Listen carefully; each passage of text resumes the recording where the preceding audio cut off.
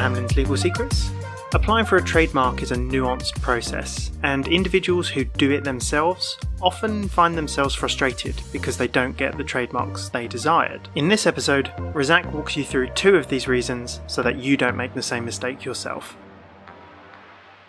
A registered trademark is a valuable asset for a business and also a tool of security to protect a brand from being infringed by third parties. Protecting a trademark requires investment, so it's important any money is well spent so a trademark application achieves the desired outcome of successfully reaching registration. I'm going to take you through 2 instances where businesses don't get the trademarks they desire and how we can help navigate these issues.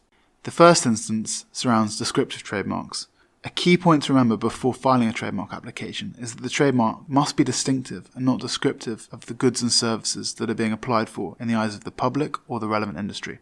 For example, a trademark for an ice cream brand such as Cold and Creamy would be deemed descriptive as it describes the characteristics of the product. Or a trademark for confectionery goods such as Butterscotch Bakery would be deemed descriptive of the ingredients and characteristics of the products. If you file an application for a descriptive trademark, then it'll likely be refused during examination, and any money spent will have been wasted. This issue can be overcome by seeking legal advice to understand whether a trademark a business wishes to protect is likely to be deemed descriptive, and if so, whether there are any filing strategies possible to ensure a good degree of protection can still be achieved.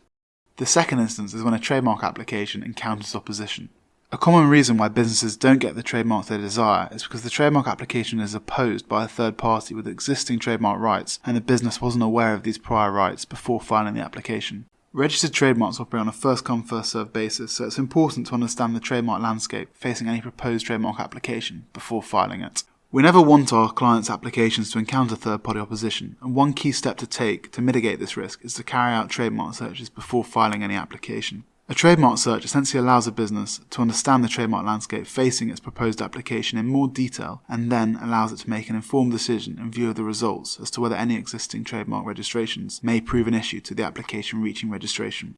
You can carry out a trademark search yourself, but it requires reviewing a number of databases which can take up notable time and resources. You'll never find an entirely clear trademark landscape, but carrying out a trademark search can identify knockout results, which are essentially existing trademark registrations which would likely block your proposed application from reaching registration and can prove money well spent so further resources aren't wasted filing an application which is only likely to be opposed.